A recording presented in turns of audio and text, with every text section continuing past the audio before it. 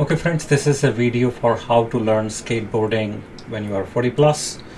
The first and most important thing is the position of your feet. So if you are right, note my right feet, and this is very important. It's in the middle of the skateboard, and then let go of your fear and push from your left feet. So here my right feet is on the skateboard and I'm pushing from my left feet, and then lift your left feet and put it on the skateboard. And the important point is it will come perpendicular to your right feet. So again, this is very simple thing to do. The weight, you keep your weight in the middle of the skateboard using your right feet, and then you lift your left feet and put it back on the back of your skateboard.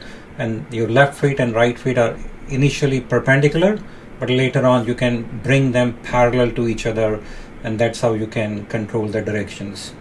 So again, it looks difficult, but I learned skateboarding when I was 40 plus, and essentially during COVID time I got bored and some kid threw a skateboard in my neighborhood, and that's how I learned it. So again, put your feet in the middle, push from your left feet and just lift it and slide it slowly in. You will fall a couple of times, it's perfectly fine. Every kid falls, even I have fallen a couple of times, but let go of your fear. If you can learn skateboarding, you can learn skiing, and as you can see, once your both feet are aligned, it's relatively easy to turn it. So again, right feet, push from left feet, lift, align, and then shift your weight. As you shift your weight left or right, the skateboard will turn. It looks difficult, but it's a lot of fun. And if you like skateboarding, you will love skiing, and so on and so forth. Okay friends, thank you for watching and enjoy.